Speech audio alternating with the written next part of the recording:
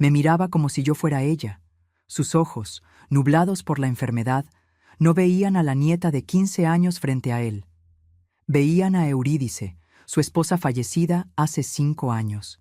Y mi familia me pidió que simplemente sonriera y aceptara cuando sus manos arrugadas comenzaron a recorrer mi cuerpo.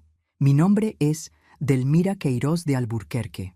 Tengo 83 años hoy y soy conocida en San Cristóbal de las Casas, en el interior de Chiapas, como Doña Mira, la partera que trajo más de 2000 niños al mundo en este valle. Quien me ve ahora con mi moño blanco impecable y mis manos, que aún saben el camino exacto para calmar a un bebé inquieto, jamás imaginaría el infierno que viví cuando era apenas una adolescente. Un infierno creado no por un extraño, sino por mi propio abuelo, un hombre que la enfermedad transformó en monstruo, y por la omisión de una familia que prefirió sacrificar mi inocencia a enfrentar la verdad dolorosa. Nací en 1941, en una casa simple de piedra y adobe en las laderas de la Sierra Madre de Chiapas. Nuestra casa quedaba alejada del centro histórico de San Cristóbal, casi en la frontera con el municipio de Chamula. Era una construcción antigua, con paredes gruesas que mantenían el frescor incluso en los días más calurosos, ventanas pequeñas de madera oscura y un patio enorme donde mi madre cultivaba de todo un poco: yuca, maíz, frijol y hierbas medicinales que conocía como la palma de su mano. Éramos una familia humilde, pero nunca nos faltó comida en la mesa. Mi padre, Juvenal, trabajaba en la extracción de ámbar y artesanías de jade, como tantos otros hombres de la región. Salía antes de que el sol naciera y volvía con la piel cubierta de polvo blanco, las manos callosas, siempre trayendo alguna piedrita diferente que encontraba para regalarme. Mi colección de piedras era mi mayor tesoro en la infancia. Mi madre, Isaura, era conocida en la región por sus conocimientos de hierbas y rezos. No era partera oficial como yo me convertiría más tarde, pero ayudaba en partos difíciles cuando la llamaban. Fue con ella que aprendí a reconocer las plantas por su olor, a hacer remedios para casi todos los males, a entender los ciclos de la luna y cómo afectan el cuerpo de las mujeres. Tuve una infancia feliz, corriendo libre por los senderos de la sierra, nadando en el río Grijalva, ayudando a mi madre con las plantas y escuchando las historias fantásticas que mi padre contaba sobre tesoros escondidos por los antiguos mayas. Nuestra casa era simple, pero siempre estaba llena de vecinos que venían a pedir un remedio, una oración o simplemente una plática alrededor del fogón en las noches frías de la sierra. Esa tranquilidad terminó en 1956, cuando yo tenía 15 años. Fue cuando mi abuelo Abelardo, padre de mi padre, vino a vivir con nosotros. El abuelo Abelardo había sido un hombre respetado en San Cristóbal, dueño de una pequeña ferretería en el centro histórico, miembro de la Hermandad del Santísimo, conocido por su rigidez moral y por su temperamento fuerte. No lo conocía muy bien antes de eso. Él y mi abuela, Eurídice, vivían en el centro de la ciudad y los visitábamos solo en ocasiones especiales. Mi abuela había fallecido 5 años antes, en 1951, y el abuelo había continuado viviendo solo en su casa con la ayuda de una empleada que iba todos los días. Pero entonces comenzaron los olvidos. Primero, cosas pequeñas. ¿Dónde había dejado las llaves? El nombre de un cliente antiguo, si ya había almorzado o no. Después, cosas más graves. Dejar la estufa encendida, salir a la calle en pijama, acusar a la empleada de haber robado objetos que él mismo había guardado y no recordaba dónde. Fue cuando casi incendia la casa, olvidando una vela encendida cerca de las cortinas, que mi padre decidió que ya no podía dejarlo solo. Necesita cuidados constantes, explicó mi padre una noche después de la cena. Va a venir a vivir con nosotros. Si alguien en aquella mesa pudiera predecir el futuro, tal vez habría sugerido otra solución, pero nadie podía. Y así el abuelo Abelardo llegó una mañana de abril, con sus pocas maletas y sus ojos ya medio perdidos en el tiempo. Nuestra casa no era grande, pero tenía un cuarto extra que usábamos para guardar las cosechas y herramientas. Mi padre y mis hermanos mayores, Juan y Antonio, vaciaron el cuarto, pintaron las paredes, colocaron una cama nueva y así el abuelo tuvo su espacio. Los primeros días fueron extraños, pero no alarmantes. El abuelo confundía los nombres de las personas. Preguntaba repetidamente las mismas cosas. A veces hablaba con mi madre como si fuera una empleada. «Es la enfermedad», decía mi padre con un suspiro cansado. «No es culpa suya». Fue en la segunda semana que noté algo diferente en la manera en que me miraba. Estábamos todos en la mesa cenando cuando de repente dejó de comer y fijó sus ojos en mí. «Eurídice», dijo con una voz repentinamente más clara, más firme que lo habitual. «¿Por qué te cortaste el cabello?» Siempre me gustó largo. Un silencio incómodo cayó sobre la mesa. Mi cabello estaba atado en una trenza larga que bajaba por mi espalda, como siempre lo usaba. No había cortado nada. «Papá», mi padre habló suavemente. «Esta es Delmira, tu nieta. Mamá ya falleció, ¿recuerdas?» El abuelo parpadeó varias veces confundido, y entonces su rostro se contorsionó en una expresión de profunda tristeza. «Claro, claro. Eurídice se fue. Disculpa». Volvió a comer en silencio, pero de vez en cuando lo sorprendía observándome con una intensidad perturbadora. En los días siguientes ocurrió más veces. Yo estaría barriendo el patio o ayudando a mi madre en la cocina y escucharía: «Eurídice, ¿has visto mi pipa?» O «Eurídice, ven a sentarte aquí conmigo». Mi padre o mi madre siempre lo corregían gentilmente, y él siempre parecía momentáneamente confundido para después aceptar la corrección. Ustedes que me están escuchando ahora deben estar preguntándose cómo una confusión tan simple podría transformarse en la pesadilla que estoy relatando. Y es esto lo que quiero que entiendan. El horror no vino de una vez. Vino en pequeños momentos, en pequeñas concesiones, en pequeñas omisiones que se acumularon hasta que fuera demasiado tarde para dar marcha atrás. Díganme en los comentarios de dónde están viéndome y cuál es su nombre. Es importante para mí saber quiénes son las almas valientes que están dispuestas a escuchar una historia tan difícil como esta. Y si pueden, presionen el me gusta y suscríbanse al canal Memorias de las Abuelas para que otras historias como la mía puedan ser contadas. No es fácil para una señora de mi edad exponer heridas tan antiguas, pero lo hago para que otras niñas no pasen por lo que yo pasé. Volviendo a mi historia, el cambio vino cerca de un mes después de la llegada del abuelo. Era una tarde calurosa de mayo y yo estaba sola en casa con él. Mis padres habían ido al pueblo a comprar provisiones y mis hermanos estaban trabajando en el campo. Yo preparaba la comida picando verduras en la cocina cuando sentí una presencia detrás de mí. «Eurídice». La voz del abuelo sonó diferente. No era la voz confusa y frágil a la que nos habíamos acostumbrado a oír. Era la voz de un hombre más joven, más fuerte. «Te ves hermosa hoy». Me volví, cuchillo aún en mano, y lo vi parado en la puerta de la cocina, mirándome de una manera que me hizo sentir como si estuviera desnuda. No era la mirada vaga y perdida del anciano enfermo. Era una mirada de deseo. Una mirada que me recorría de pies a cabeza como si me estuviera desnudando. «Abuelo, soy yo, Delmira», dije, sintiendo un escalofrío en la espalda. «Me estás confundiendo de nuevo». Él sonrió de una manera que nunca había visto antes. Una sonrisa que no pertenecía al rostro bondadoso de mi abuelo. «No seas tonta, Eurídice. Reconocería a mi esposa en cualquier lugar». Dio un paso hacia mí e instintivamente retrocedí hasta chocar con la mesa. Él continuó avanzando hasta estar a centímetros de mí. Pude sentir el olor fuerte de su aliento, una mezcla de tabaco de pipa y algo amargo que no podía identificar. «¿Ya está lista la cena?», preguntó, como si estuviéramos teniendo una conversación perfectamente normal. Pero su mano se levantó y tocó mi rostro de una manera que hizo que mi estómago se revolviera. «Después de cenar, podemos ir a la cama temprano. Te he extrañado». Me quedé paralizada. El cuchillo de cocina ahora inútil en mi mano, temblando. No sabía qué hacer. Empujarlo, gritar. Él era mi abuelo, un hombre anciano y enfermo.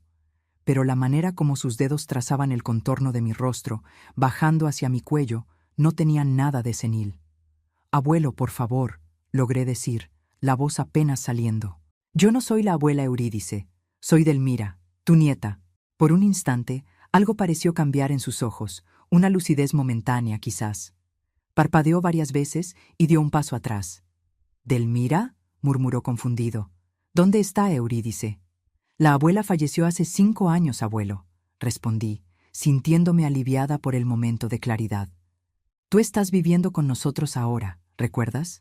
Él sacudió la cabeza, la mirada nuevamente perdida, las manos ahora temblando como las de un anciano frágil.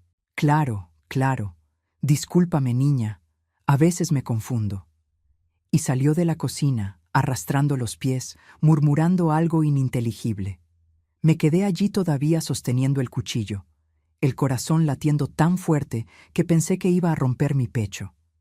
Traté de convencerme de que no había sido nada, solo la confusión de un hombre enfermo. Pero algo dentro de mí sabía que era más que eso. Algo dentro de mí sabía que se había cruzado una línea. Esa noche le conté a mis padres lo que había sucedido. Elegí las palabras con cuidado, tratando de no parecer acusadora, solo preocupada. Creo que el abuelo me está confundiendo con la abuela Eurídice de una manera extraña. Concluí sin poder mirarlos directamente. Mi madre y mi padre intercambiaron una mirada que no pude descifrar en ese momento, pero que hoy reconozco como una mezcla de preocupación y resignación. Hija, mi padre dijo finalmente, el abuelo está muy enfermo. El médico de San Cristóbal dijo que es una enfermedad que borra los recuerdos más recientes primero. Para él, a veces, es como si la abuela Eurídice todavía estuviera viva. Pero papá, insistí, la manera como me miró, como me tocó, él no hizo nada malo. ¿O sí? Mi madre interrumpió con una dureza en la voz que no era común. No podemos juzgar a un hombre que no está en su juicio perfecto. Es nuestro deber cristiano cuidarlo ahora. ¿Y qué sugieres que hagamos? Mi padre completó. ¿Mandarlo a un asilo, abandonarlo como si fuera un perro viejo? Él es mi padre, Delmira. Tenemos que tener paciencia. Paciencia.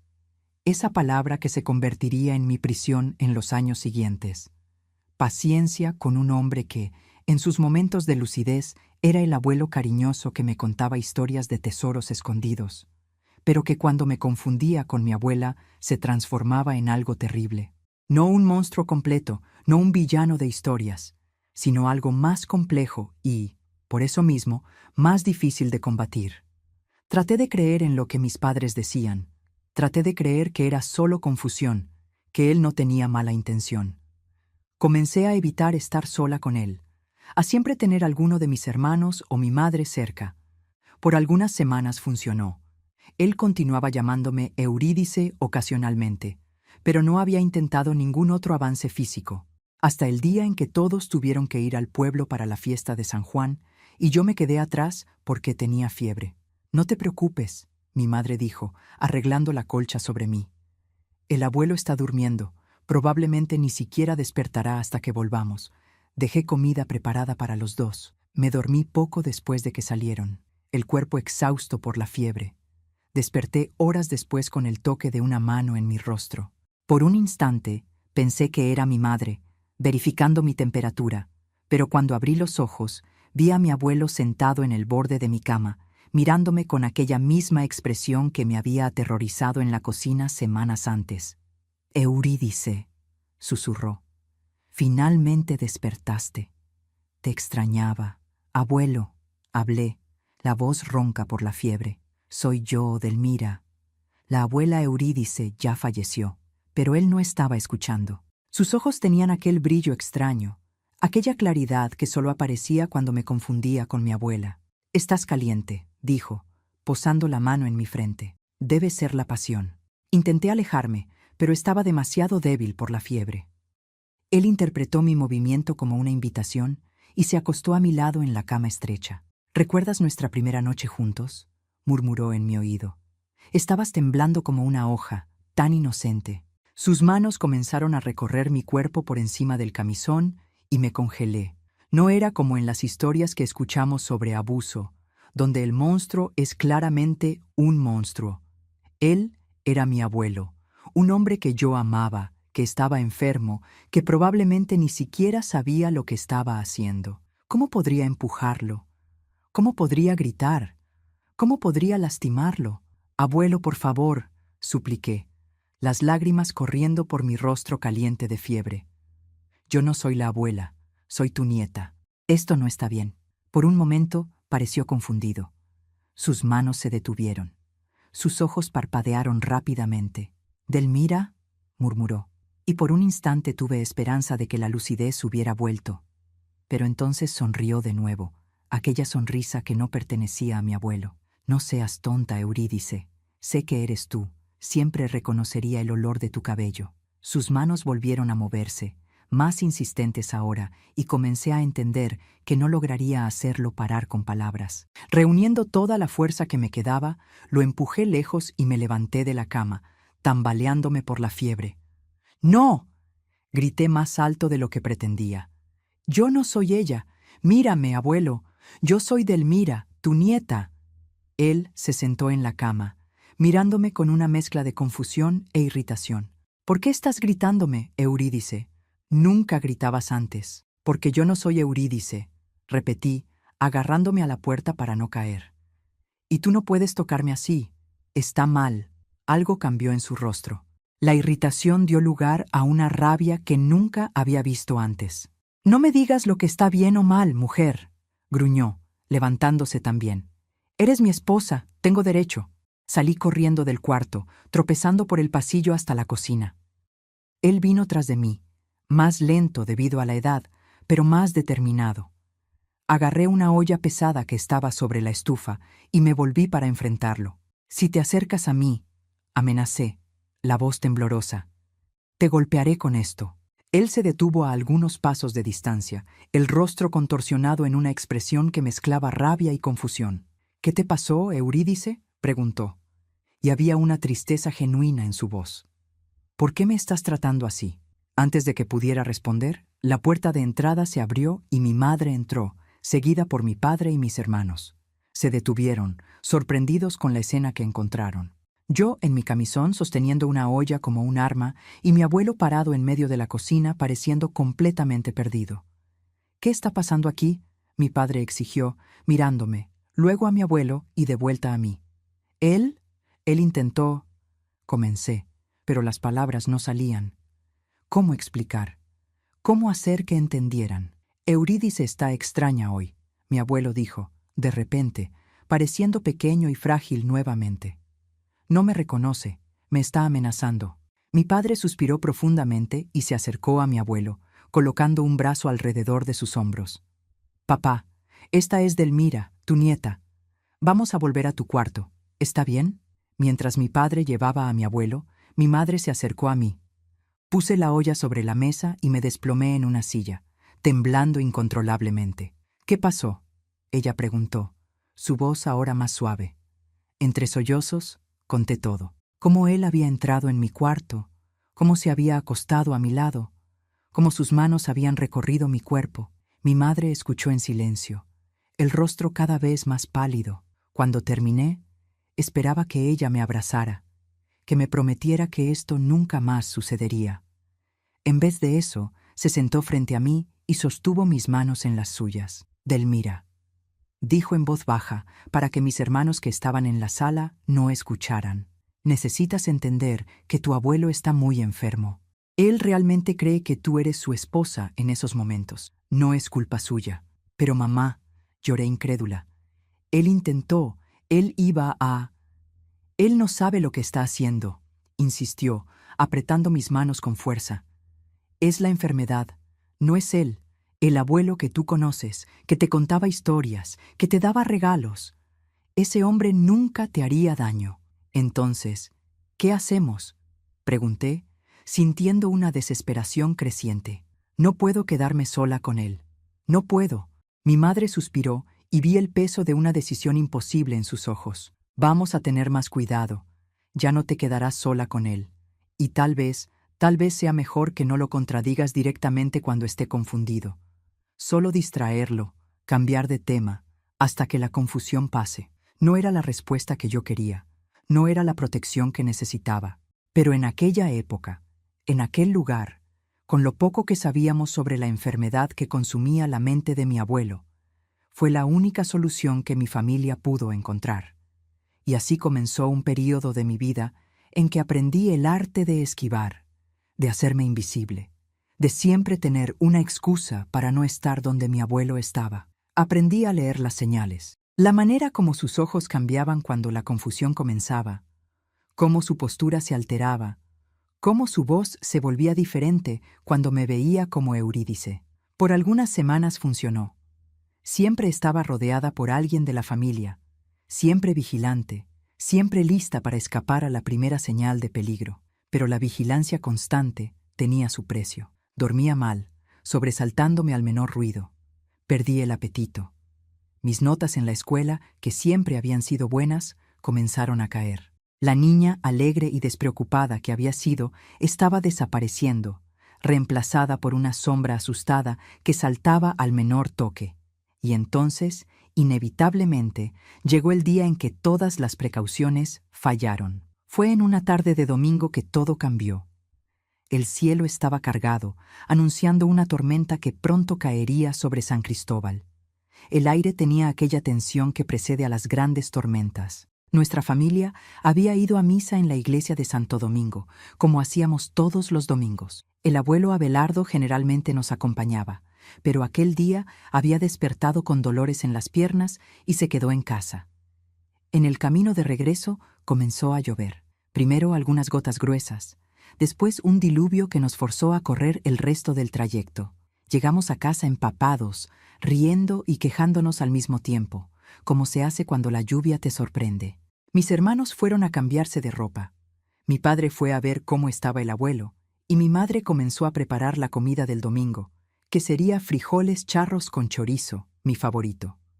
Fui a mi cuarto a cambiar mi vestido mojado por algo seco. Estaba en combinación, buscando ropa limpia en el baúl a los pies de la cama, cuando la puerta de mi cuarto se abrió. Me volví sobresaltada, esperando ver a mi madre, pero era el abuelo Abelardo parado en el umbral, mirándome con aquella expresión que ya había aprendido a temer. «Eurídice», dijo con la voz clara y firme, tan diferente de la voz temblorosa que usaba en los momentos de lucidez. «¿Por qué no me esperaste para ayudarte a quitar el vestido?» Agarré rápidamente una sábana para cubrirme, el corazón acelerado.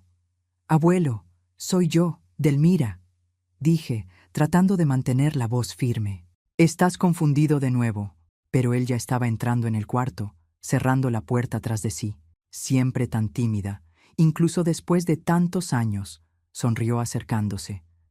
«Es lo que siempre amé de ti». Miré frenéticamente hacia la puerta, calculando si lograría pasar por él y escapar. Él era viejo, pero todavía era un hombre fuerte, acostumbrado a años de trabajo duro, y yo estaba acorralada entre él y la pared. «Abuelo, por favor». Intenté nuevamente, ahora con la voz temblando. «Mis padres están en casa.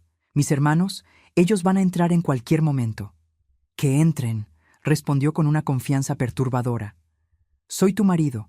No estamos haciendo nada malo». Dio un paso más hacia mí y traté de retroceder, pero mi espalda ya estaba contra la pared. Sus manos, arrugadas pero aún fuertes, agarraron mis brazos con una fuerza sorprendente. «Abuelo». «No», supliqué, las lágrimas ya corriendo por mi rostro. «Soy tu nieta.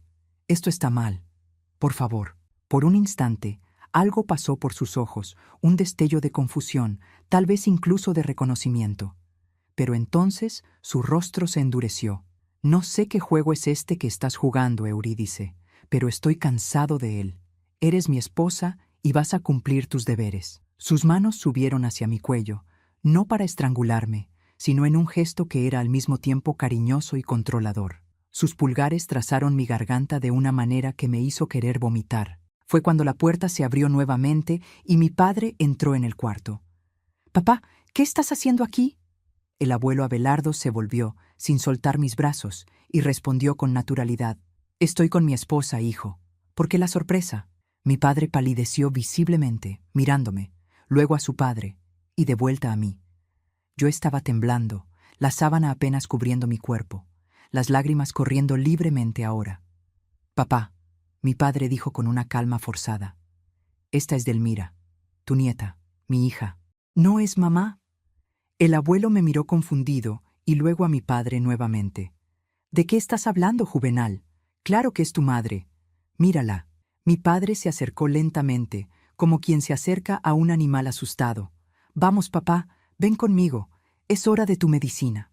Para mi alivio, el abuelo soltó mis brazos y permitió que mi padre lo guiara fuera del cuarto. Antes de salir, mi padre me lanzó una mirada que mezclaba preocupación, tristeza y algo más. Vergüenza, tal vez. Me desplomé en el suelo tan pronto como la puerta se cerró, abrazando mis rodillas, temblando incontrolablemente. Algunos minutos después, mi madre entró cargando una taza de té de manzanilla.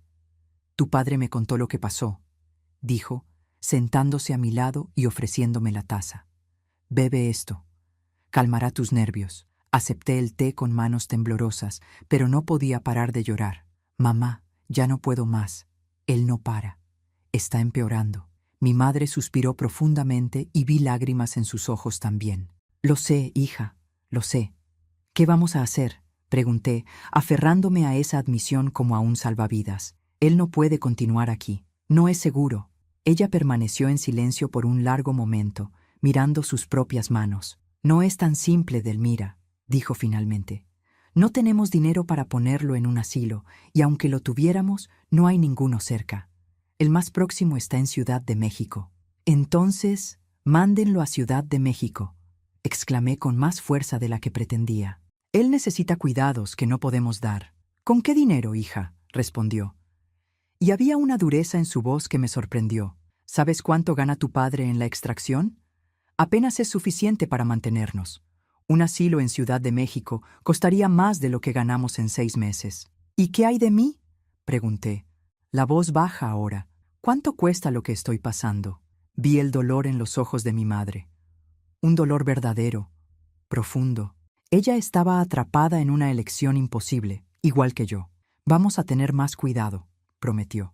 «Tu padre va a cerrar con llave el cuarto del abuelo por la noche y tú nunca más te quedarás sola con él.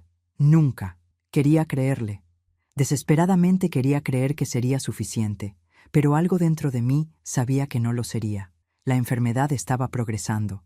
Los momentos de confusión se volvían más frecuentes, más largos, más intensos. A la mañana siguiente, mi padre reunió a la familia en la sala. Mi madre, mis hermanos Juan y Antonio, yo. El abuelo todavía estaba durmiendo, sedado por los medicamentos que el médico había recetado para calmar sus nervios. «Necesitamos hablar sobre lo que pasó ayer», mi padre comenzó, el rostro marcado por una noche sin dormir. «La situación con el abuelo se está volviendo complicada». «¿Complicada?», interrumpí, incapaz de contener mi indignación. «Él intentó atacarme, papá. No es complicado, es peligroso». Mi hermano mayor, Juan, que tenía 20 años en esa época, frunció el ceño. «¿Qué exactamente hizo?». «Delmira, ¿te lastimó?». Sentí mi rostro arder. ¿Cómo explicar? ¿Cómo poner en palabras lo que había sucedido? Lo que casi había sucedido. ¿Lo que temía que todavía fuera a suceder? «Él me confunde con la abuela Eurídice», dije finalmente, mirando mis manos. «Y trata de tratarme como trataba a su esposa». Un silencio pesado cayó sobre la sala. Mi hermano menor, Antonio, de 17 años, parecía genuinamente confundido. «No entiendo», dijo. «¿Qué significa eso?». «Significa que está enfermo». Mi padre intervino rápidamente. «El doctor Méndez de San Cristóbal dijo que es una enfermedad que afecta la memoria, que hace que la persona confunda el pasado con el presente. El abuelo realmente cree que Delmira es la abuela Eurídice en esos momentos. Entonces, él no lo está haciendo por mal», concluyó Juan, como si eso resolviera todo. «Es la enfermedad, no él. No importa si es por mal o no», exclamé, levantándome. «Lo que importa es que no es seguro. No es seguro para mí estar cerca de él». Mi padre se levantó también, colocando las manos en mis hombros. «Delmira, entiendo que estás asustada y prometo que vamos a protegerte, pero necesito que entiendas algo. No podemos simplemente mandarlo lejos. Él es mi padre, es familia. ¿Y yo?», pregunté, la voz casi un susurro. «¿Yo también soy familia?». Vi el dolor en los ojos de mi padre, el dolor de quien está siendo forzado a elegir entre 2 personas que ama. «Vamos a encontrar una solución», prometió. «Vamos a consultar al doctor Méndez nuevamente, ver si hay medicamentos más fuertes o tal vez alguna otra opción que no hayamos considerado». Pero mientras hablaba, vi algo en sus ojos que me dijo que él ya sabía que no había otra opción, que estábamos atrapados en esta situación imposible, al menos por ahora. En las semanas que siguieron a la partida de mi abuelo para el hospital en Ciudad de México, nuestra casa fue tomada por un silencio pesado. Era como si nadie supiera qué decir, como si las palabras pudieran romper la frágil normalidad que intentábamos reconstruir. Mi padre volvió de Ciudad de México con el rostro envejecido 10 años, cargando un peso de culpa que ni mi madre conseguía aliviar. Había dejado al abuelo internado en un lugar llamado Hospital Psiquiátrico Fray Bernardino Álvarez, un hospital para enfermos mentales que, según él, era lo mejor que podíamos pagar. El dinero para la internación vino de la venta del terreno que mi padre había heredado en los alrededores de San Cristóbal, una pequeña parcela que guardaba para expandir nuestra siembra algún día. No importa, dijo cuando mi madre expresó preocupación. Nada importa más que la seguridad de Edelmira. Aquellas palabras deberían haberme confortado, pero el daño ya estaba hecho. El veneno ya se había extendido. El demonio ya había entrado en nuestra casa, disfrazado de vejez y enfermedad, y había dejado su marca en todos nosotros. Las pesadillas comenzaron casi inmediatamente. Noche tras noche, yo despertaba gritando, el cuerpo empapado en sudor, las manos temblorosas intentando alejar a un atacante que solo existía en mi mente. Mi madre venía corriendo, me abrazaba, murmuraba palabras de consuelo mientras mi padre se quedaba parado en la puerta, impotente, los ojos llenos de un dolor que no sabía cómo expresar. Durante el día, intentaba fingir que estaba bien. Volví a la escuela una semana después, determinada a no dejar que lo que había sucedido destruyera completamente mi vida. Pero no era la misma Edelmira que entraba en aquel salón de clases. La niña alegre y habladora, siempre con la mano levantada para responder a las preguntas de la maestra, había sido reemplazada por una sombra silenciosa que se encogía cuando cualquier hombre, fuera el profesor de matemáticas, el conserje anciano o los compañeros mayores, se acercaba demasiado. Mis amigas notaron el cambio, por supuesto. Teresa, mi mejor amiga desde la infancia, intentó varias veces descubrir qué estaba pasando. «Ya no eres la misma, Edelmira», me dijo un día mientras caminábamos a casa después de la escuela. «¿Qué pasó? Puedes contarme». Quería confiar en ella. Quería compartir el peso terrible que cargaba, pero las palabras no venían. ¿Cómo explicar lo inexplicable? ¿Cómo hacer que alguien entendiera la complejidad de aquel horror? No un extraño en una calle oscura, no un monstruo salido de las historias que nos contaban para asustarnos, sino mi propio abuelo, un hombre que un día yo había amado, que estaba enfermo, que tal vez ni siquiera supiera realmente lo que estaba haciendo. «Solo estoy cansada», respondí, evitando sus ojos.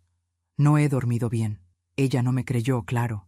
Nadie creía en las excusas pobres que daba para explicar las ojeras profundas, la pérdida de peso, el sobresalto al menor ruido, pero nadie insistía mucho. Quizás por miedo a lo que podrían descubrir. En casa, la situación no era mejor. Mis hermanos, que siempre habían sido ruidosos y bromistas, ahora medían cada palabra, cada gesto, como si yo estuviera hecha de vidrio y pudiera romperme en cualquier momento. Juan, el mayor, apenas podía mirarme, cargando su propia culpa por no haber estado allí para protegerme. Antonio, el menor, intentaba a veces hacerme reír con sus payasadas de siempre, pero su sonrisa nunca alcanzaba los ojos, que estaban siempre alertas, preocupados. Mi padre se hundió en el trabajo. Salía antes del amanecer para la extracción de ámbar y solo volvía después del anochecer, demasiado exhausto para hacer más que comer en silencio y caer en la cama. Los domingos, cuando normalmente descansaba, encontró un trabajo extra como cargador en el mercado de San Cristóbal. «Necesitamos el dinero para el hospital», explicaba. Aunque todos sabíamos que era más que eso, era una fuga, una penitencia, una forma de no tener que enfrentar lo que había sucedido bajo su techo. Mi madre fue la única que intentó realmente ayudarme a lidiar con el trauma. En las noches en que las pesadillas eran peores, se sentaba en el borde de mi cama y cantaba bajito las mismas canciones de cuna de mi infancia. Durante el día me incluía en sus tareas: recoger hierbas medicinales, preparar remedios, visitar a mujeres embarazadas que necesitaban sus consejos. Era su forma de mostrarme que la vida continuaba, que todavía había belleza y propósito en el mundo. Pero incluso con esos esfuerzos, me sentía cada vez más aislada, cada vez más distante de todo y de todos. Era como si una pared invisible se hubiera levantado entre mí y el resto del mundo. Podía ver a las personas del otro lado. Podía oír sus voces, pero no conseguía realmente conectarme. No conseguía sentir lo que ellas sentían. Los meses pasaron, las estaciones cambiaron, el calor húmedo del verano dio lugar a las lluvias intensas del otoño, luego al frío cortante del invierno en las montañas de Chiapas, y lentamente, casi imperceptiblemente, algo dentro de mí comenzó a cambiar. Tampoco fue una cura repentina, una revelación dramática, fue más como un despertar gradual, un pequeño fuego de rabia y determinación que comenzó a arder bajo las cenizas de mi trauma. Comencé a preguntarme, ¿por qué estoy cargando esta vergüenza? ¿Por qué estoy escondiéndome como si hubiera hecho algo malo? La culpa no era mía. El error no fue mío. En marzo de 1958, cerca de 6 meses después de lo ocurrido, tomé una decisión que cambiaría el curso de mi vida. Estaba en el patio, ayudando a mi madre a recoger hierbas para sus remedios, cuando vi a una joven mujer acercándose por el sendero que llevaba a nuestra casa. La reconocí inmediatamente como Luisa, una de las parteras más respetadas de la región, que ocasionalmente venía a consultar a mi madre sobre propiedades de ciertas plantas. Observé mientras ella y mi madre conversaban, intercambiando información sobre hierbas y recetas, discutiendo casos difíciles que habían atendido.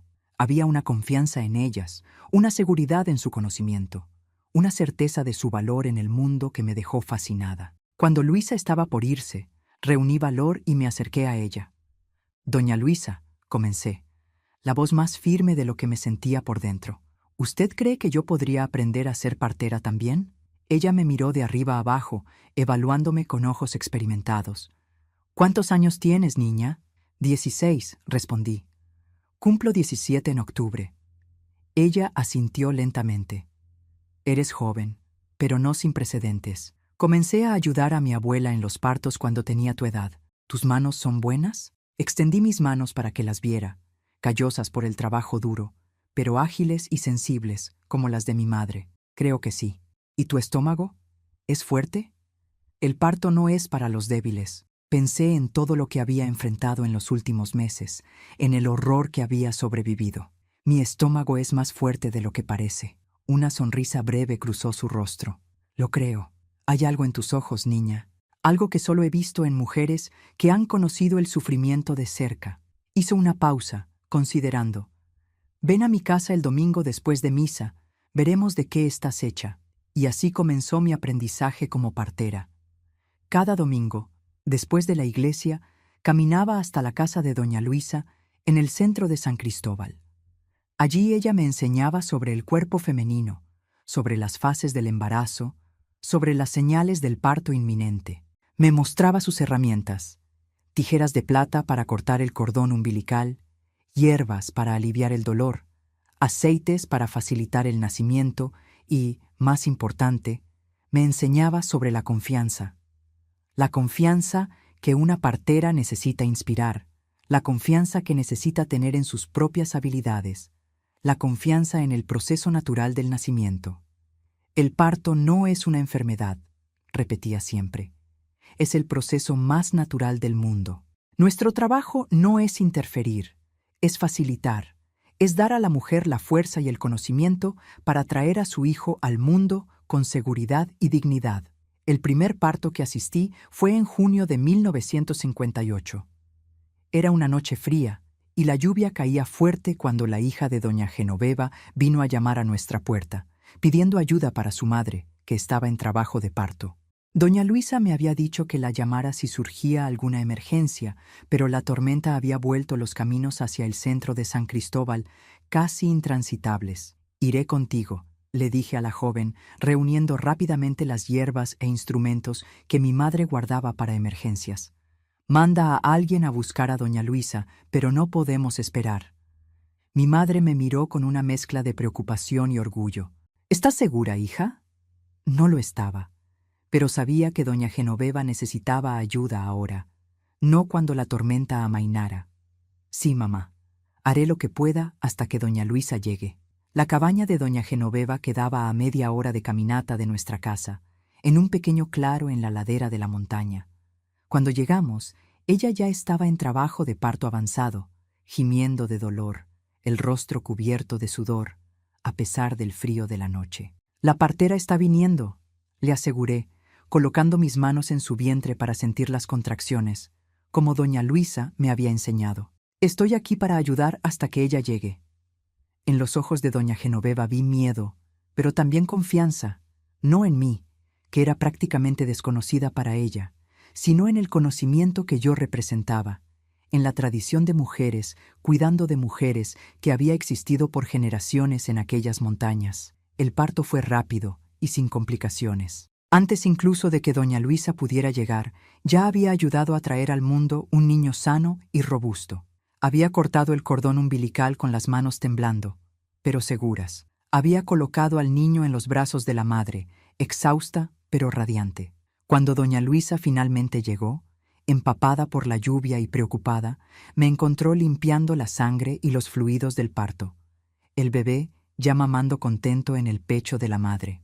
«Parece que no me necesitaban después de todo», comentó, examinando mi trabajo con ojos críticos pero aprobadores. «Tienes un don, Delmira, un verdadero don». Aquella noche cambió algo fundamental dentro de mí. Por primera vez desde el abuso, sentí que tenía un propósito, una habilidad que podría hacer la diferencia en el mundo. Sentí que mi cuerpo, que había sido violado y marcado por la violencia, también podría ser un instrumento de curación y vida. Y más importante, sentí que el poder que me había sido arrebatado podría ser recuperado. No de la misma forma, nunca de la misma forma, pero de una manera nueva, transformada por el fuego de la experiencia. En los meses que siguieron, acompañé a doña Luisa en decenas de partos. Poco a poco, mi reputación comenzó a extenderse. Primero como la ayudante de doña Luisa, después como la joven partera y finalmente simplemente como Delmira, la partera. Las mujeres de la región comenzaron a buscarme directamente, especialmente las más jóvenes, que se sentían más cómodas conmigo que con las parteras más viejas y tradicionales. Mi familia observaba esta transformación con una mezcla de orgullo y preocupación. Mi madre apoyaba mi nueva vocación incondicionalmente, frecuentemente acompañándome en los partos más difíciles, compartiendo su propio conocimiento de hierbas y remedios. Mi padre, aunque orgulloso del respeto que yo comenzaba a conquistar en la comunidad, temía que el trabajo fuera demasiado pesado para mí, que aún no me hubiera recuperado completamente del trauma. «No quiero que te agotes, hija», decía en las raras noches en que conseguíamos sentarnos juntos alrededor de la mesa. «Todavía eres joven, tienes tiempo». Pero yo sabía que no podía esperar. El trabajo como partera no era solo una vocación para mí, era una salvación.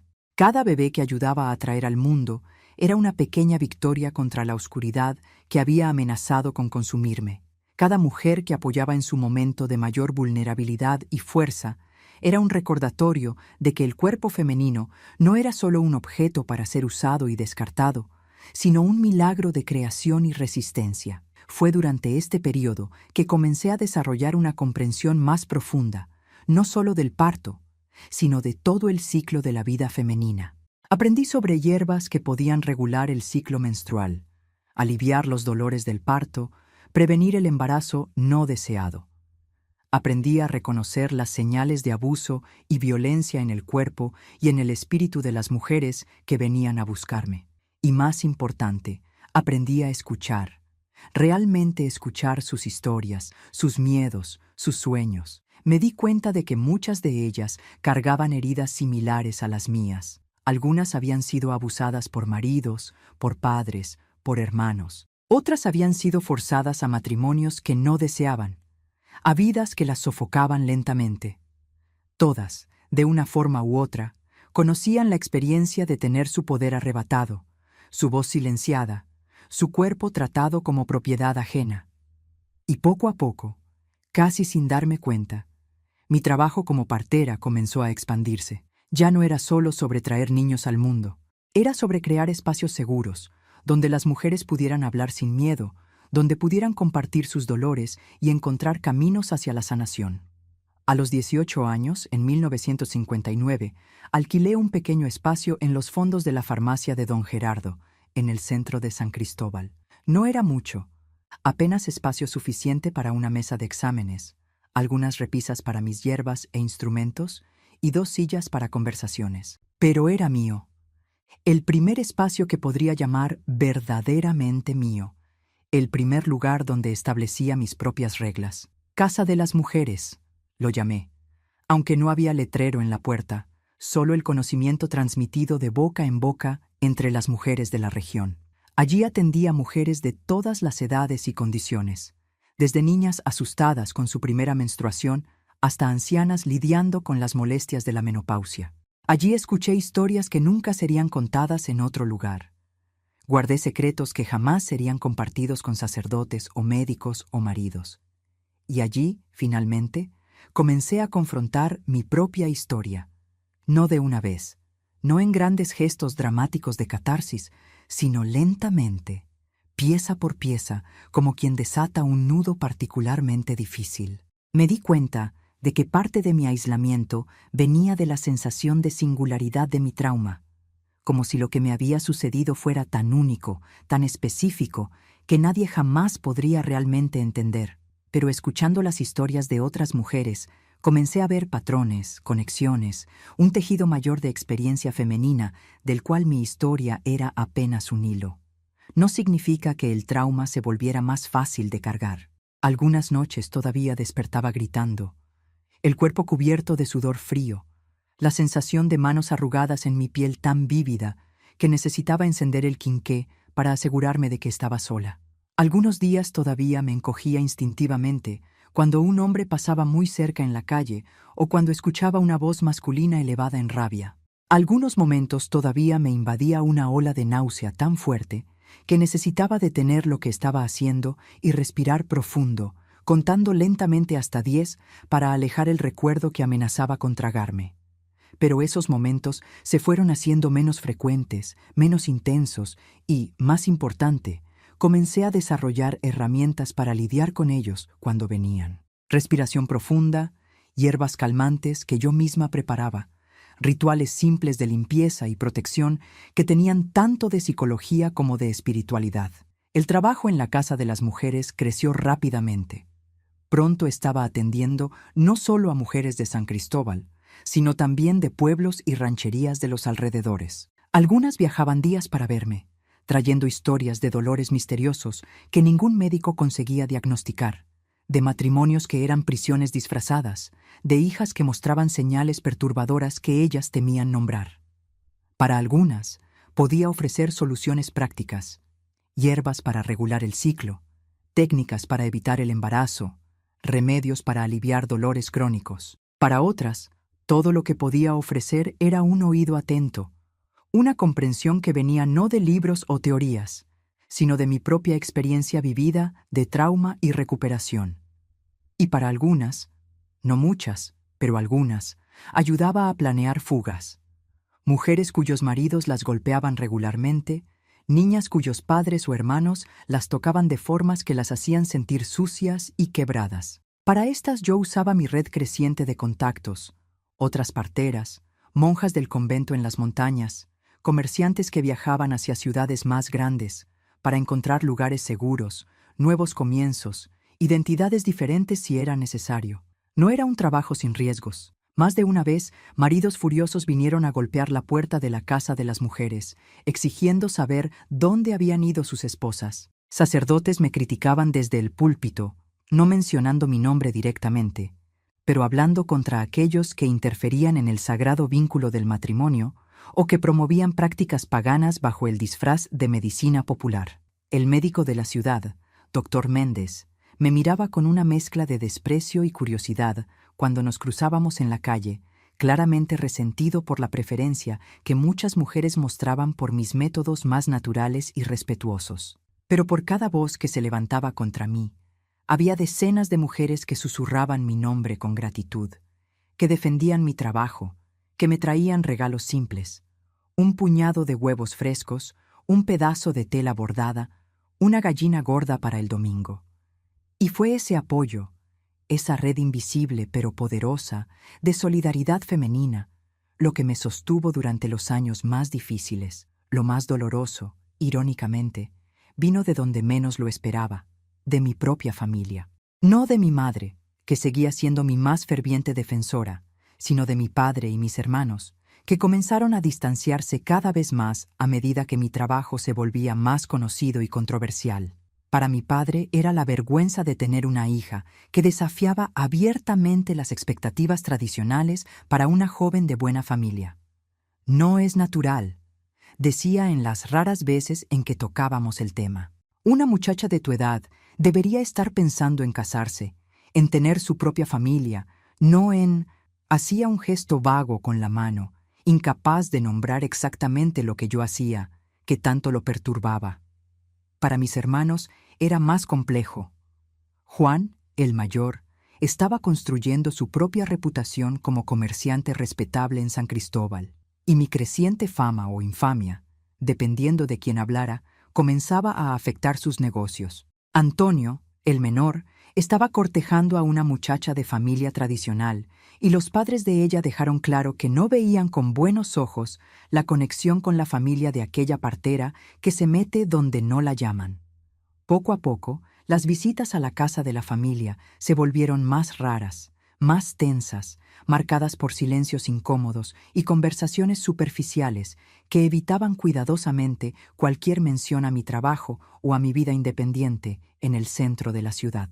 Solo mi madre mantenía contacto regular, visitándome en la casa de las mujeres al menos una vez por semana, trayendo no solo provisiones de hierbas y plantas medicinales de nuestro antiguo patio, sino también noticias de la familia, historias del vecindario, pedazos del mundo que yo había dejado atrás. Fue en una de esas visitas, en febrero de 1960, que ella me trajo la noticia que tanto temía como esperaba.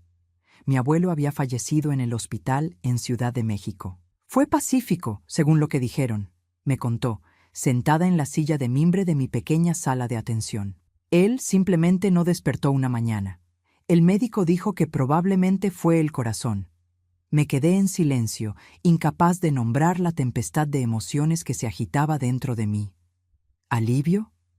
Sí, el alivio culpable de saber que el hombre que me había violado ya no existía, que nunca más podría lastimarme. Pero también una tristeza compleja por el abuelo que había existido antes de la enfermedad.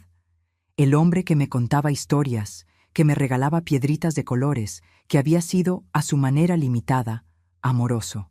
Tu padre quiere que vayas al funeral. Mi madre continuó, estudiando mi rostro con cuidado. Será mañana, en el cementerio de San Cristóbal. La idea de estar frente al ataúd del hombre que había destruido mi adolescencia, de escuchar al sacerdote hablar sobre su vida ejemplar, su dedicación a la familia, su fe inquebrantable, era insoportable. Pero también sabía que rechazar sería una ruptura final con mi padre, un corte que tal vez nunca podría ser reparado. No puedo, mamá, respondí finalmente, la voz casi un susurro. Entiendo que papá quiera que yo esté allí, que las apariencias sean mantenidas, pero no puedo estar frente a ese ataúd y fingir luto por un hombre que... Mi voz falló, incapaz de completar la frase. Mi madre asintió sin sorpresa. Le dije a tu padre que probablemente no irías. Está dolido, pero creo que en el fondo entiende. Dudaba de eso. Mi padre nunca había realmente entendido, o quizás nunca había querido entender, la profundidad del trauma que yo cargaba, la complejidad de mi relación con la memoria de mi abuelo. Para él, el asunto se había cerrado cuando el abuelo fue enviado al hospital. El problema había sido resuelto, la página volteada, y ahora todos deberíamos seguir adelante como si nada hubiera pasado. Pero no funcionaba así. El trauma no respetaba la conveniencia social, no se conformaba a las expectativas de decoro y apariencias. El trauma tenía su propia lógica, su propio tiempo, su propia manera de permanecer vivo, mucho después de que su fuente hubiera sido removida. Y fue esa comprensión, esa conciencia visceral, nacida de la experiencia, de cómo el trauma moldea y transforma una vida, lo que se convirtió en la base más profunda de mi trabajo con otras mujeres traumatizadas. No era solo el conocimiento técnico de hierbas y masajes y técnicas de parto lo que me hacía eficaz, era la capacidad de mirar a los ojos de una mujer quebrada y decir con total honestidad: yo sé, yo entiendo, yo también estuve allí. Y fue así, a través del aislamiento y del dolor, a través de la reconstrucción lenta e imperfecta de mi propia vida, que encontré un camino no solo para sobrevivir, sino para transformar mi sufrimiento en algo que pudiera ayudar a otras a sobrevivir también. No una cura completa, nunca eso, pero un propósito, una dirección, una forma de extraer algún significado del horror sin sentido que me había sido impuesto. En los años que siguieron, esa dirección se volvería cada vez más clara, ese propósito cada vez más definido, pero el camino todavía sería largo. Todavía habría muchas batallas por librar, algunas con el mundo exterior, pero las más difíciles siempre conmigo misma, con los fantasmas que nunca me dejarían completamente, con la niña de 16 años que todavía vivía dentro de mí, todavía asustada, todavía confundida, todavía preguntando por qué nadie me protegió cuando más lo necesitaba. El año 1960 marcó el inicio de una nueva fase en mi vida. Con la muerte de mi abuelo, sentí como si un capítulo sombrío hubiera sido cerrado, aunque las cicatrices permanecieran. La casa de las mujeres estaba floreciendo. Mi nombre ya era conocido en todo el Valle del Grijalva, y yo acababa de cumplir 19 años. Demasiado joven para la responsabilidad que cargaba, pero demasiado vieja en experiencia y dolor. Fue en ese período que conocí a la persona que cambiaría mi comprensión sobre lo que me había sucedido y abriría puertas que ni imaginaba que existían. Su nombre era Doctora Elena Soto, una de las primeras médicas graduadas por la Facultad de Medicina de la UNAM.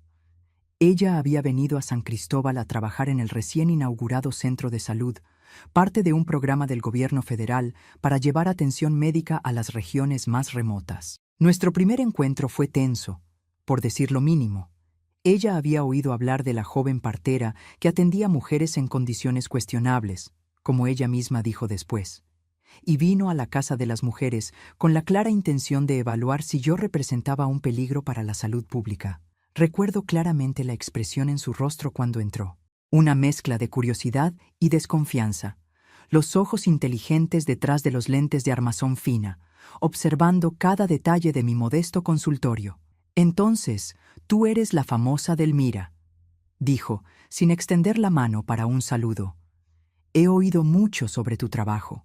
«Y yo he oído sobre el suyo, doctora», respondí, manteniendo la compostura a pesar del nudo en el estómago. Los médicos representaban autoridad, y la autoridad todavía me hacía temblar por dentro, aunque mantuviera el rostro sereno.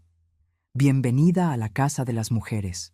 Ella caminó por el pequeño espacio, examinando mis estantes de hierbas, mis instrumentos meticulosamente limpios, los libros gastados sobre plantas medicinales y anatomía que había conseguido comprar con mis ahorros. Tomó un frasco, olió su contenido, arqueó una ceja. «Artemisa, para regular el ciclo menstrual». Asentí, sorprendida de que reconociera la hierba. «Y también para facilitar el parto en dosificaciones específicas». Ella continuó su examen, comentando sobre otras hierbas, preguntando sobre mis técnicas, mis métodos de esterilización, mi forma de diagnosticar complicaciones.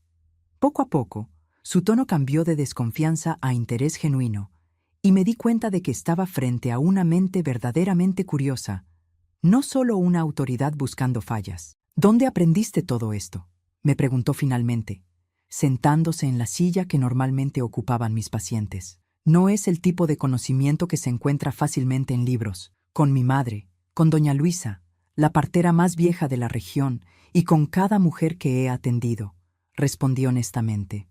«Algunas cosas están en los libros, otras vienen de la experiencia, de la tradición, del conocimiento pasado de mujer a mujer por generaciones». Ella me estudió por un largo momento, como si estuviera tomando una decisión importante. «Vine aquí esperando encontrar a una charlatana», admitió finalmente. «En vez de eso, encontré a alguien practicando una forma de medicina que la academia raramente reconoce, pero que tiene su propio rigor, su propia validez». Aquel fue el inicio de una alianza improbable entre la médica graduada en la capital y la partera autodidacta del interior. La doctora Elena comenzó a enviarme pacientes, mujeres con problemas que la medicina convencional no conseguía resolver, casos que exigían un abordaje más holístico, más integrado con las realidades de la vida rural. A cambio, comencé a enviarle los casos que estaban más allá de mis capacidades: complicaciones obstétricas graves, infecciones que no respondían a las hierbas, mujeres con heridas que necesitaban intervención quirúrgica. Pero nuestra relación fue más allá de la cooperación profesional. La doctora Elena se convirtió en la primera persona con quien conseguí hablar abiertamente sobre el trauma que había sufrido. No de una vez, no en una gran confesión catártica, sino poco a poco, en conversaciones que ocurrían en las tardes tranquilas, cuando el trabajo del día había terminado, y compartíamos un té de manzanilla en la pequeña sala de los fondos de la Casa de las Mujeres. «Lo que estás describiendo», dijo un día después de que yo había revelado un pedazo más de mi historia, «tiene un nombre en la literatura médica. Se llama trauma psicológico. Es una herida en la mente, tan real como una herida en el cuerpo, aunque muchos médicos todavía se nieguen a reconocerla. La idea de que lo que yo sentía, las pesadillas, los sobresaltos, los momentos de pánico inexplicable, no era debilidad o locura, sino una respuesta natural a una experiencia terrible, fue revolucionaria para mí. La doctora Elena me prestó libros, artículos, estudios de caso. Por primera vez vi mi experiencia reflejada en términos que no me disminuían, que no me culpaban, que ofrecían un camino para la comprensión, sino para la cura completa. «No estás sola en esto, Delmira», me dijo en una de esas tardes.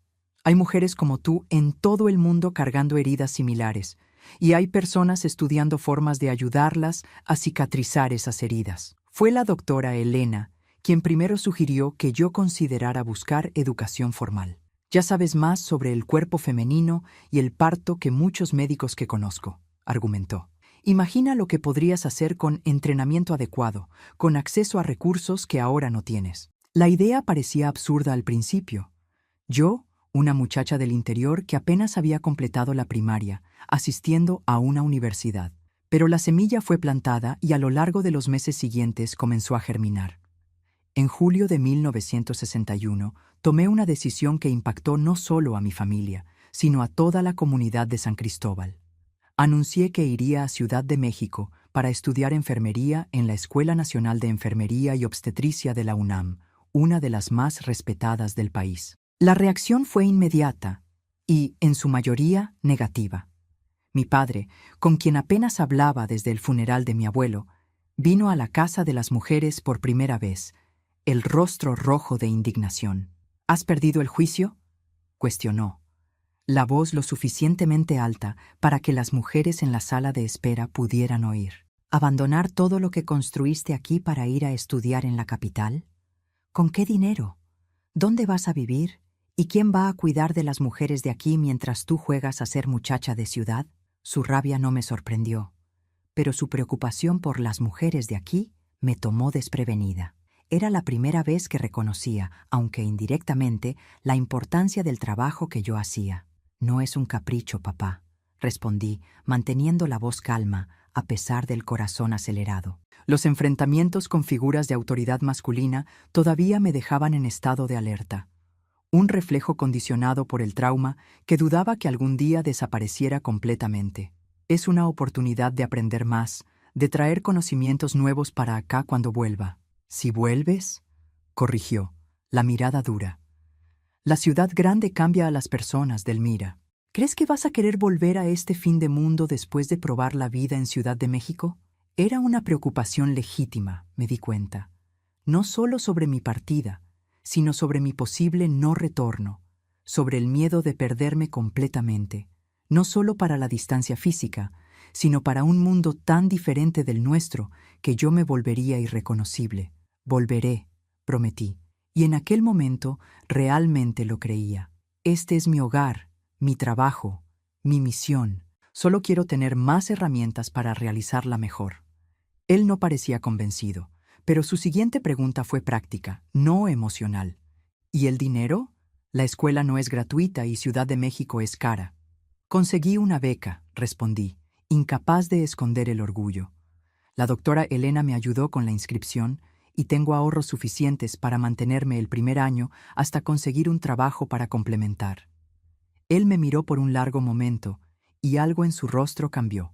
No exactamente aceptación, pero quizás un reconocimiento reticente de que yo ya no era la niña que él podía controlar, que me había convertido en una mujer capaz de tomar sus propias decisiones, por más que él estuviera en desacuerdo con ellas. ¿Tu madre sabe esto?, preguntó finalmente. Sí, fue la primera persona con quien hablé.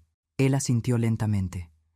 Ella siempre creyó en ti, más que cualquiera de nosotros. Hizo una pausa, como si estuviera reuniendo valor para algo difícil. Yo debería haber creído también desde el principio. Sabía que no estaba hablando solo de mi decisión de estudiar, sino de todo, de las advertencias que yo había dado sobre mi abuelo, del peligro que había previsto y que nadie había tomado en serio hasta que fue demasiado tarde. Era lo más cercano a una disculpa que recibiría de él, y lo acepté por lo que era, imperfecto, incompleto, pero sincero. Todavía hay tiempo, respondí simplemente. El tiempo en Ciudad de México fue transformador. La Escuela Nacional de Enfermería y Obstetricia era un mundo aparte. Edificios modernos, profesores renombrados, laboratorios equipados con tecnología que jamás había visto. En los primeros días me sentí completamente fuera de lugar, una provinciana perdida en la gran ciudad. Mis compañeras venían de familias educadas, habían estudiado en buenos colegios, hablaban con una sofisticación que me hacía sentir aún más consciente de mi acento cargado del interior. Pero pronto descubrí que tenía algo que muchas de ellas no poseían: experiencia práctica. Mientras ellas apenas leían sobre partos en los libros, yo ya había traído más de 100 niños al mundo con mis propias manos. Mientras debatían teorías sobre enfermedades femeninas, yo ya había tratado a cientos de mujeres con problemas reales, usando recursos limitados y mucha creatividad. Esa experiencia no pasó desapercibida por los profesores, y pronto fui invitada a compartir mis conocimientos en clases prácticas. Fue durante mi segundo año en la escuela que conocí al doctor Roberto Álvarez, un psiquiatra que daba clases ocasionales sobre salud mental para las estudiantes de enfermería.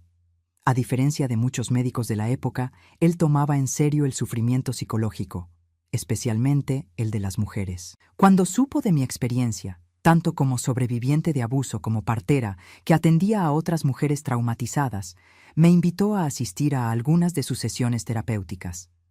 «Lo que estás haciendo instintivamente en la casa de las mujeres», me dijo un día, «es una forma de terapia que apenas estamos comenzando a comprender formalmente.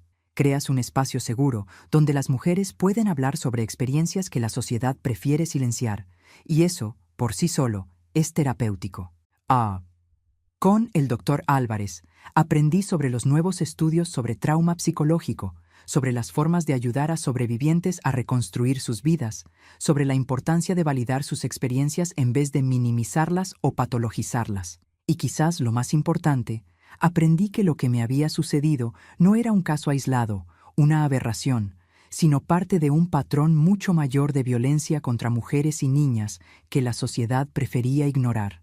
En una de nuestras conversaciones, mencionó un concepto que cambiaría para siempre mi comprensión de lo que había ocurrido en mi familia. Lo que describes, la forma como tus padres inicialmente minimizaron tus miedos, cómo te pidieron que tuvieras paciencia, cómo colocaron el bienestar de tu abuelo por encima de tu seguridad.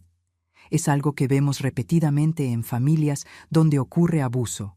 Lo llamamos dinámica del sistema familiar disfuncional.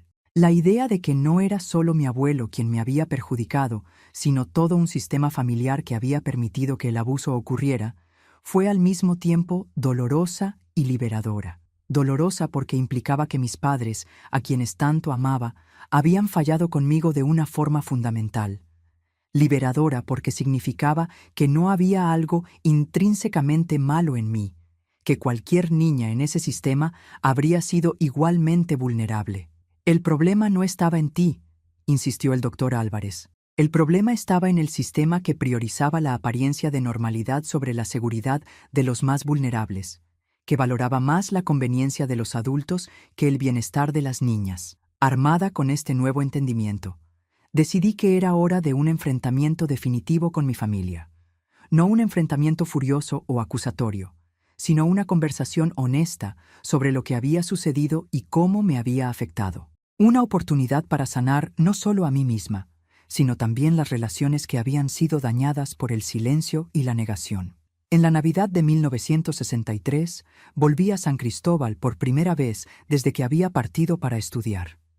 El viaje en autobús por las carreteras sinuosas de la Sierra Madre de Chiapas me dio tiempo para reflexionar sobre todo lo que había cambiado en mí en aquellos 2 años y medio. Ya no era solo la joven partera autodidacta, sino una profesional con educación formal, con una comprensión tanto técnica como emocional del sufrimiento humano.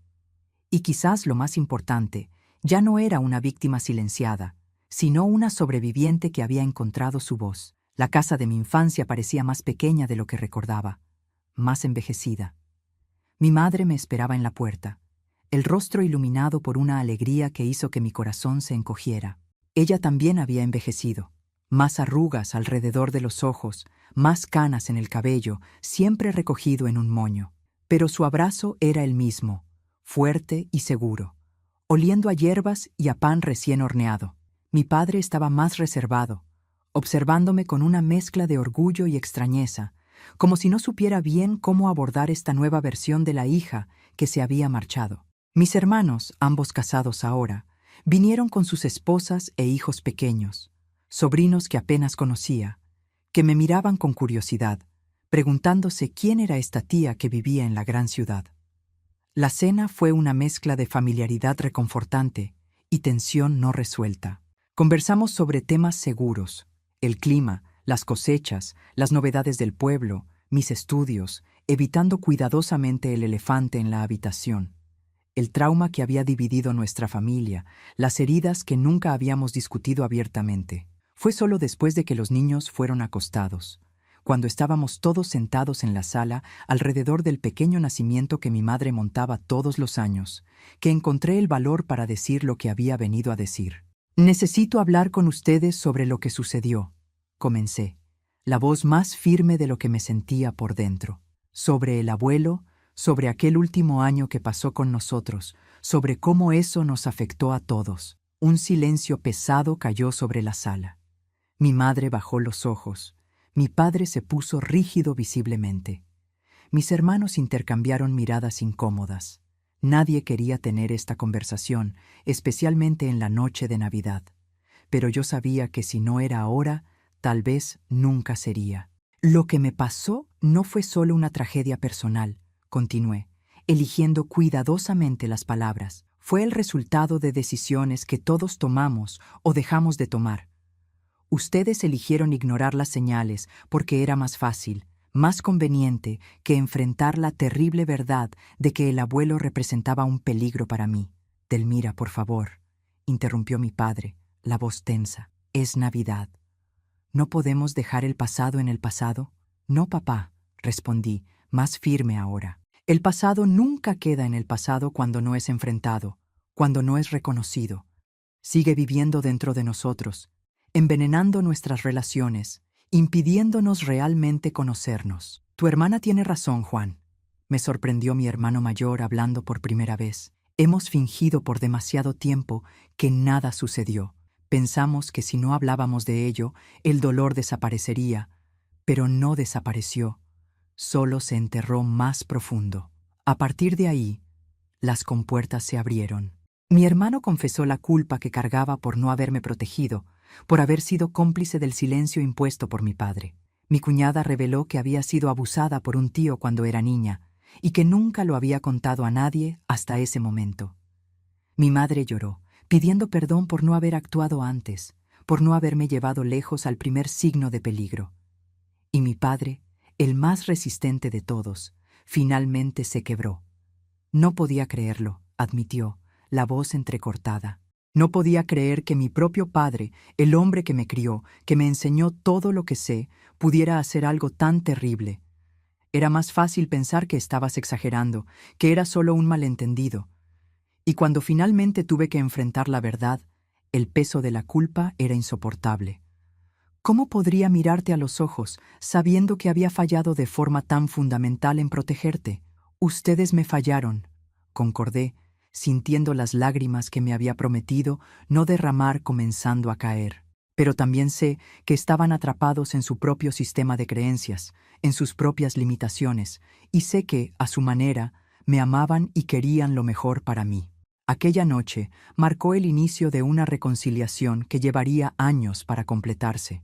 No fue una cura mágica, no borró el pasado, pero abrió un espacio para el diálogo honesto, para el reconocimiento del sufrimiento, para la posibilidad de un nuevo tipo de relación basada no en silencios cuidadosamente mantenidos, sino en verdades valientemente enfrentadas.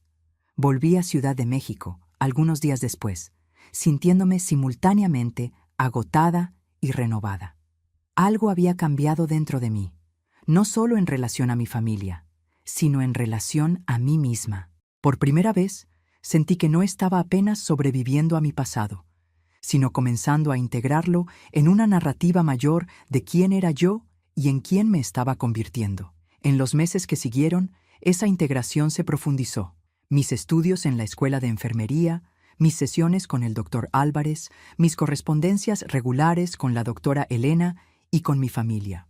Todo esto contribuyó a una comprensión más completa, más compasiva de lo que me había sucedido y de cómo podría usar esa experiencia no solo para sanarme a mí misma, sino para ayudar a otras mujeres en su propio camino de sanación. Y fue así, a través de la búsqueda de ayuda profesional, del enfrentamiento honesto con mi familia y del descubrimiento de un nuevo lenguaje para entender mi trauma, que finalmente comencé a liberarme no solo del horror de lo que había sucedido, sino también del silencio y la vergüenza que habían sido casi tan perjudiciales como el abuso mismo. La liberación completa todavía estaba lejos, por supuesto, pero los primeros pasos, los más difíciles, ya habían sido dados. Cuando me gradué en la Escuela Nacional de Enfermería y Obstetricia, en diciembre de 1964, a los 23 años, estaba ante una encrucijada. Tenía ofertas para trabajar en hospitales en Ciudad de México, donde podría construir una carrera tradicional, con salario estable y perspectivas de crecimiento. Pero mi corazón me jalaba de vuelta a San Cristóbal, al Valle del Grijalva, a las mujeres que habían confiado en mí cuando yo era apenas una niña traumatizada, intentando encontrar propósito en el dolor. No tienes que elegir, me dijo la doctora Elena, que había venido desde San Cristóbal especialmente para mi graduación. Puedes traer lo mejor de los dos mundos, la sabiduría tradicional que aprendiste con las parteras del Valle y el conocimiento científico que adquiriste aquí. Y fue exactamente lo que decidí hacer. En enero de 1965, volví a San Cristóbal, no ya como la joven partera autodidacta que había partido, sino como la enfermera Delmira Queiroz de Alburquerque, con diploma reconocido por la Secretaría de Educación Pública y una visión ampliada de lo que podría realizar. La Casa de las Mujeres, que había sido mantenida funcionando de forma limitada por doña Luisa durante mi ausencia, fue completamente reformada y ampliada. Con la ayuda de la doctora Elena, conseguí una pequeña subvención del gobierno estatal para transformarla en un centro de salud de la mujer, el primero de su tipo en el interior de Chiapas. No abandoné las prácticas tradicionales que habían sido la base de mi trabajo inicial. Las hierbas medicinales, los baños de asiento, los masajes para facilitar el parto, pero las integré con técnicas y conocimientos modernos. Esterilización adecuada de los instrumentos, reconocimiento temprano de complicaciones, métodos anticonceptivos más eficaces. Era un enfoque que respetaba tanto la sabiduría ancestral de las parteras como los descubrimientos de la ciencia médica contemporánea. «Has construido un puente», comentó el doctor Álvarez, que venía ocasionalmente desde Ciudad de México para supervisar el componente de salud mental del centro. Un puente entre dos mundos que normalmente se ven como adversarios. Ese puente se extendió también a mis relaciones familiares. Mis padres, ya envejeciendo, se convirtieron en defensores entusiastas de mi trabajo. Mi padre, especialmente, pasó por una transformación notable, de crítico a defensor. Cuando alguien en el pueblo cuestionaba la propiedad de una mujer soltera dirigiendo un centro de salud, era él quien se levantaba para defenderme con una ferocidad que sorprendía incluso a mí misma. «Mi hija salva vidas. decía con orgullo evidente en la voz. ¿Qué hace tu hijo? Mi madre, siempre mi aliada silenciosa, ahora trabajaba a mi lado en el centro, enseñando a las jóvenes enfermeras que comenzaban a unirse a nuestro equipo el conocimiento tradicional de hierbas y remedios naturales que ella había aprendido de su propia madre. Nuestra relación floreció en esta asociación, más fuerte y más igual de lo que nunca había sido. Mis hermanos, inicialmente más distantes, también se acercaron gradualmente. Juan, el mayor, ahora un comerciante exitoso, ayudó a establecer una red de distribución para un jabón medicinal que desarrollamos en el centro, hecho con hierbas locales, que ayudaba a prevenir infecciones postparto. Antonio, el menor, que se había convertido en profesor, traía regularmente a sus alumnas adolescentes para charlas sobre salud reproductiva y autocuidado. Fue Antonio quien, en 1968, me presentó a Mateo, un médico recién graduado que había venido a San Cristóbal a trabajar en el hospital regional. Alto, de piel morena y ojos amables detrás de lentes de armazón grueso, Mateo era diferente de cualquier hombre que hubiera conocido. Inteligente sin ser arrogante, seguro sin ser dominante, respetuoso sin ser condescendiente. Nuestra relación comenzó como una colaboración profesional. Él me enviaba pacientes que necesitaban cuidados continuos después del alta hospitalaria. Yo le enviaba casos que requerían intervención médica más allá de mis capacidades. Poco a poco, la admiración profesional se transformó en amistad, y la amistad en algo más profundo. Mateo fue el primer hombre con quien me sentí verdaderamente segura desde el abuso, el primero que no despertaba en mí aquel reflejo automático de tensión, de alerta, de preparación para el peligro.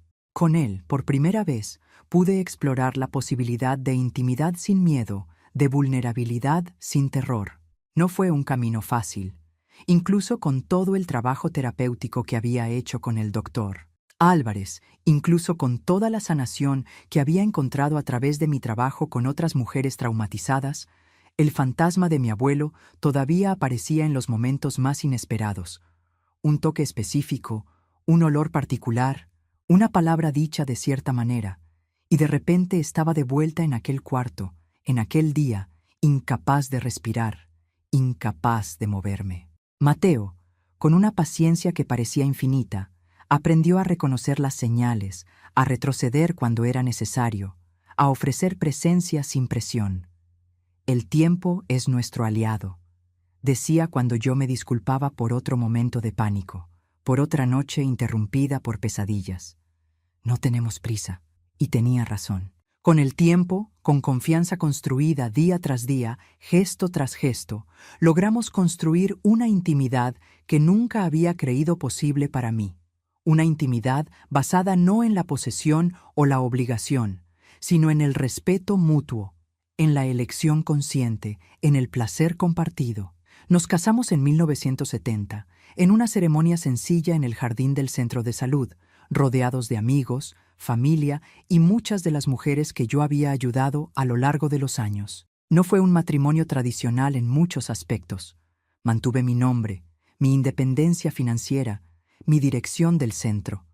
Mateo se mudó a la pequeña casa que yo había construido en los fondos del terreno del centro. No al contrario. La gente habla, ¿sabes?, comentó mi madre cierta vez preocupada. Dicen que no está bien que una esposa tenga más autoridad que el marido. Deja que hablen, respondió Mateo con aquella sonrisa tranquila que era su marca registrada. Lo que importa es que funciona para nosotros. Y funcionaba de formas que ni yo misma había imaginado que fueran posibles.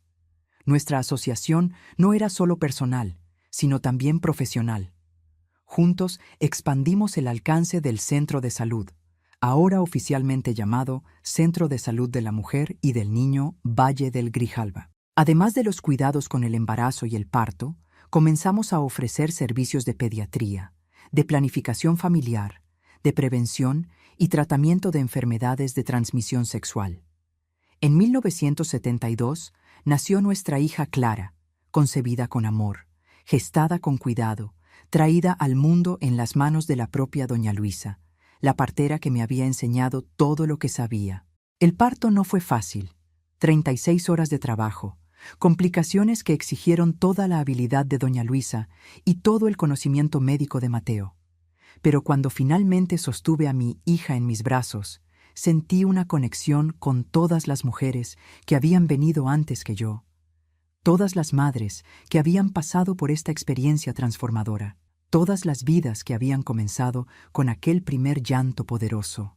Clara fue seguida, 3 años después, por Luis, un niño de ojos curiosos y sonrisa fácil que conquistaba el corazón de todos los que lo conocían. Criar a mis hijos fue una experiencia de sanación en sí misma. Cada baño dado con cuidado, cada historia leída antes de dormir, cada abrazo ofrecido libremente, era una afirmación de que el ciclo de trauma podía ser roto, de que nuevas formas de amar y cuidar eran posibles. Mateo y yo teníamos un acuerdo explícito sobre cómo criar a nuestros hijos, con respeto absoluto por sus cuerpos, por sus elecciones, por sus voces.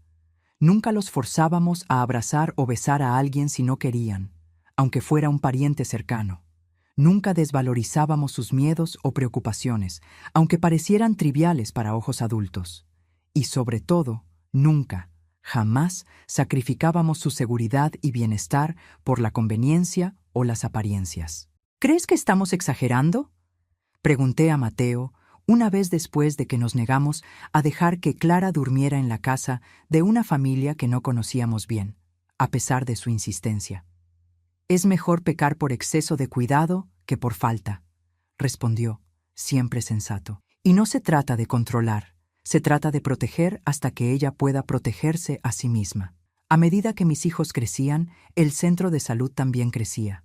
Lo que había comenzado como un pequeño consultorio en los fondos de una farmacia se convirtió en un complejo de 3 edificios, con un equipo de enfermeras, parteras, un pediatra, Mateo, y una psicóloga que venía de Ciudad de México 2 veces al mes para atender casos más complejos de trauma y depresión postparto. Si desean conocer más sobre cómo nuestra labor se convirtió en un modelo para otros centros de salud en México y cómo logré fundar la primera escuela de parteras tradicionales certificadas en Chiapas, no olviden dar like y suscribirse al canal Memorias de las Abuelas. Compartan en los comentarios desde qué lugar de México o Latinoamérica están viendo este video. Hoy, a mis 83 años, miro hacia atrás y veo una vida que, a pesar de su inicio traumático, fue rica, plena y significativa, más allá de lo que jamás podría haber imaginado en aquellos días sombríos después del abuso.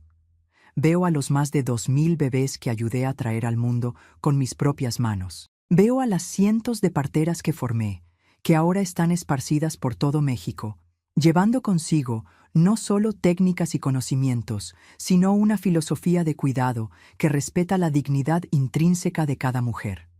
Veo a mis hijos y nietos creciendo fuertes y seguros, libres del legado de trauma que tan fácilmente podría haber sido transmitido a ellos. Y me veo a mí misma, no como una víctima, no solo como una sobreviviente, sino como una mujer que eligió, día tras día, año tras año, década tras década, transformar la oscuridad en luz, el sufrimiento en sanación, el silencio en voz. Si hay una lección que quisiera dejarles a ustedes que me están escuchando ahora, es esta.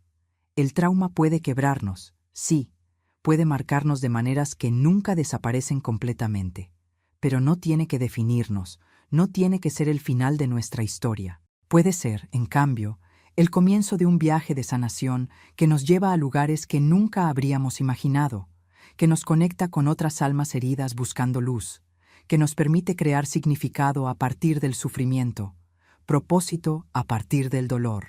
Si estás pasando por tu propio viaje de trauma y sanación, debes saber que no estás solo. Hay otros que han recorrido este camino antes que tú, que entienden la oscuridad, que conocen el peso, que saben cómo es luchar para encontrar esperanza cuando todo parece perdido. Debes saber que la sanación es posible, no perfecta, no completa, tal vez, pero real, profunda y transformadora. Y debes saber, por encima de todo, que tu voz importa, que tu historia merece ser escuchada, que tu sufrimiento merece ser reconocido, que mereces ser protegido, respetado, valorado. Esa es la verdad que me llevó toda una vida a aprender y que ahora comparto con ustedes. Somos más fuertes de lo que imaginamos, más resilientes de lo que podemos creer, más capaces de sanación de lo que nos atrevemos a esperar. Y cuando nos unimos, cuando compartimos nuestras historias, cuando validamos las experiencias unos de otros, cuando creamos espacios seguros para que la verdad sea dicha y escuchada, podemos transformar no solo nuestras propias vidas, sino el mundo a nuestro alrededor. Mis queridos, antes de terminar, quiero agradecer a cada uno de ustedes que se quedó hasta el final de esta historia. Sé que no fue fácil escuchar, así como no fue fácil contar. Si te conmoviste, si encontraste un pedacito de ti mismo en esta vieja señora y en su jornada, por favor, deja tu like y suscríbete al canal Memorias de las Abuelas. Comparte con alguien que crees que necesita escuchar que la sanación es posible, incluso después de las experiencias más dolorosas. Que Dios bendiga a cada uno de ustedes y que encuentren, como yo encontré, luz incluso en los momentos más oscuros, fuerza incluso en las mayores debilidades y amor incluso después de las heridas más profundas.